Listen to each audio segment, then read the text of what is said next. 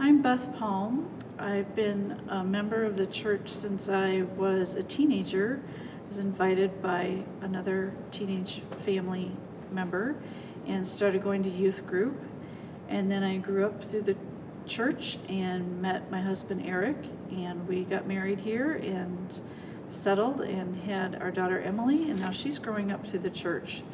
So it's been wonderful to be a part of the church for over 30 years now. Prayer is important to me because it's the way I believe we stay connected to God in a personal way. I think God wants us to just be in conversation with Him. And the way we do that is through prayer. Sometimes we can make prayer sound really difficult and formal, but I believe prayer is as easy as just letting the thoughts that come through our day go right to God wherever we're at, whether it's in the car or I'm doing dishes in the sink and think about somebody who's in need and give that need right up to God right there. That's all prayer. Or we're taking a walk in the woods and appreciating nature. That's prayer. And prayer is also important to me because it's how we stay connected to one another and how we support one another. I think God wants us to be praying for each other. It's how He keeps His family connected as well. My prayer life has been a journey. I think it really opened up for me when I took a study on prayer, but years ago, in a book. Richard Foster had a book on prayer, and through the years I've learned that through that book and through other books and through teaching retreats that there are many different ways to be in prayer. It's not one way for all people. It's many different ways. It's many different ways for me at times. And I learned that prayer can change for different people at different times. What works at one time might not work at the other. And I think I've learned more recently that I have to be intentional about prayer. So I've made, instead of using the upper room in the book form, I've made it come to my email so that I purposely look at my email in the morning and put prayer right there, right where I'm going to be, so that I pray at the computer.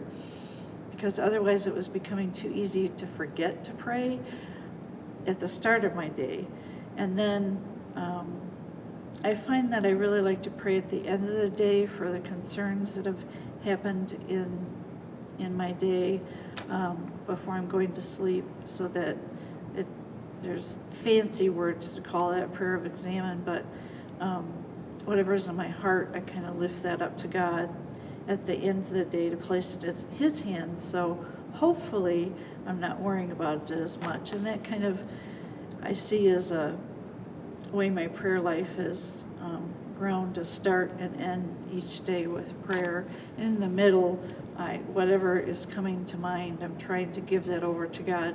I'm not saying I do that all the time very well, but at least I'm trying to put whatever's passing through me into God's hands.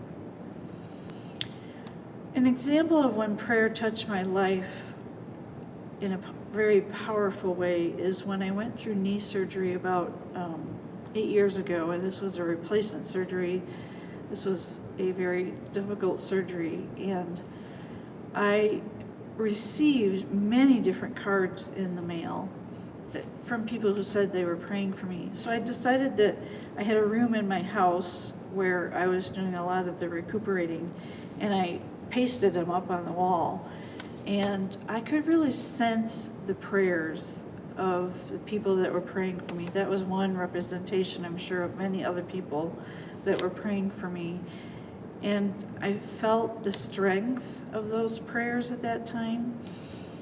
And I know that many people can relate to that, where we've either asked for prayers for times when we know someone is going through surgery or a difficult time, or through grief, or when we ourselves have.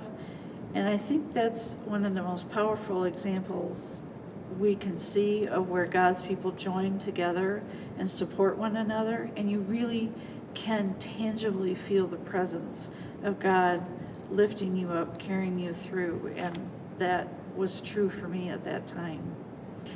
I believe prayer is important to the Capitol campaign because, like my example of being prayed for when I was going through surgery, we know what it's like to be connected in prayer during those times of when we are going through something. But I believe that when we are all connected heart to heart, praying together for the church and for one another, we won't even be able to imagine what the blessing is going to be like when we are connected doing that together in the next few months. I believe God will pour on the blessings, not just for us, but for the people who aren't even here yet. I think too, back to when this was just a cornfield and the people were looking at this place, I'm sure they must have been praying too. And I feel like it's a similar situation and God bless them, obviously, because here we are today.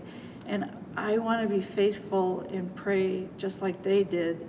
And I look forward to the opportunity to be in prayer together, because that is the first step, the most important step in whatever the future holds for Christ Church. And I want to be faithful in joining together just like God has taught his people to do for generations.